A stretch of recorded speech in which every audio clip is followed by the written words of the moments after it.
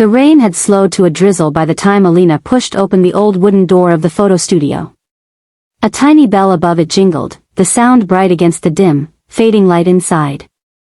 The studio smelled of dust, old film rolls, and memories that never quite left the room. Rafi looked up from the counter where he was packing lenses into their cases. He had already closed the cash drawer, already switched off half the lights. His day was done, at least, it was supposed to be. But the expression on the girl's face stopped him from turning her away.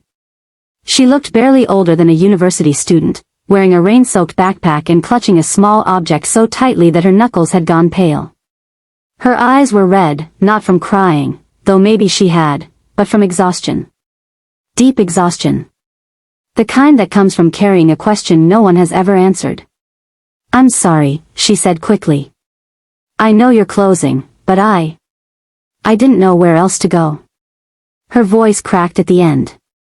Not dramatically, just enough to make Rafi pause. "It's all right," he said gently.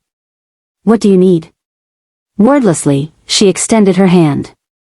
He saw the photo first, the faded, soft-cornered square that looked like it had been touched 1,000 times but never truly held. It seemed almost fragile, like the slightest pressure could erase it from existence. Rafi reached out slowly. "May I?" She nodded. The moment the photograph touched his fingers, he felt something strange, like a tiny electric pulse of déjà vu. The ink was faded, the edges curled, the gloss long gone. But the image stole the air from his lungs. Two teenagers on a rooftop. Festival lanterns glowing overhead. Laughter frozen in grainy light. The boy in the picture, smiling, carefree, unaware of the weight the future would bring, was unmistakably him. He hadn't seen this photograph in over 15 years. He didn't even know it still existed. Rafi blinked hard. "Where did you get this?" The girl stepped closer, swallowing as if the words hurt coming out. "My mother passed away last month. I found this inside her diary, tucked between pages she had taped shut." Rafi looked at her more closely. She had her mother's eyes, he thought suddenly. But that didn't make sense. He didn't even know who her mother was yet. "What was your mother's name?" he asked quietly. She hesitated before answering. "Syra Malik." The room tilted. Rafi had to grip the counter to steady himself. Syra. A name that carried 1,000 memories he'd sworn he'd forgotten. A name he hadn't spoken in so many years that saying it even silently felt like reopening a sealed wound. He forced his voice to be steady. I knew her. A long time ago." Alina nodded as if she had expected this. Or maybe hoped for it. "She never talked about her past," she said, lowering her voice. "Not once. Not about friends. Not about school. Not about the people she knew. It was like she erased everything before I was born. But when I found this photo, she had circled it. And on the last page of her diary she wrote, 'Find him.'" The words settled over the room like dust. Rafi turned the photo over, his hands trembling despite himself.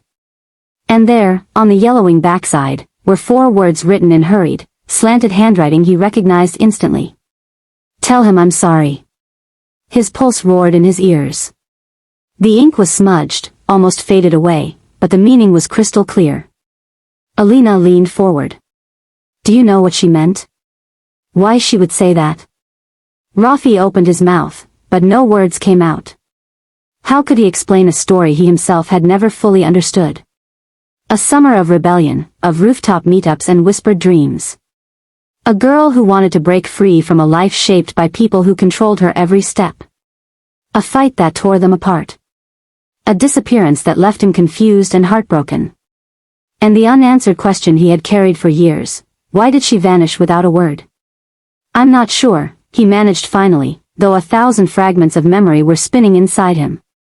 "Your mother and we shared something important when we were young. But I didn't know she kept this photo." Alina's eyes softened with a mixture of hope and fear. "She hid the diary so well. I almost didn't find it. It was inside a box of old scarves, ones she rarely wore. And the pages with this photo were sealed shut with tape, like she couldn't bear anyone, not even herself, to open them. Rafi could picture Syra's careful hands taping those pages closed, her face tight with regret or determination, or both. He studied the photograph again. The rooftop lights. The festival lanterns. The symbol in the corner. 2 tiny stars drawn with a pen. He felt his chest clamp tight. She kept this. Alina's brow furrowed. Do the stars mean anything? They were next to the date. Rafi's grip on the photo tightened. The symbol wasn't random. It was something he and Syra had drawn together, long before either of them understood how fragile life could be. He cleared his throat. It was something we made up as kids. A kind of promise. If one of us disappeared or things ever fell apart, the 2 stars meant there was a reason. A reason that had to be protected. Alina stared at him. Protected from what? Rafi didn't answer, not yet. It was too soon for the truth he hadn't even processed himself. Instead, he looked at her and really looked this time. Her age. Her timing. The math in his mind started adding itself without his permission. How old was she? When was she born? What happened after Syra left? He suddenly felt unsteady. Alina, he whispered, there's something else. She went still. What?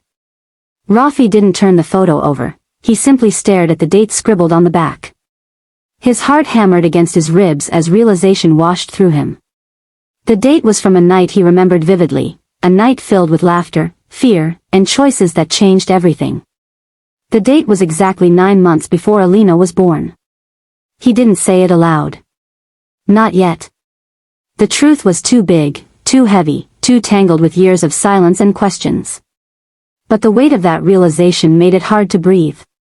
And he could see in Alina's eyes that she sensed it too, that whatever her mother had left behind, whatever this faded photo represented, it was more than a forgotten memory. It was the beginning of a story neither of them fully understood yet. A story that had finally surfaced. And now stood between them, waiting.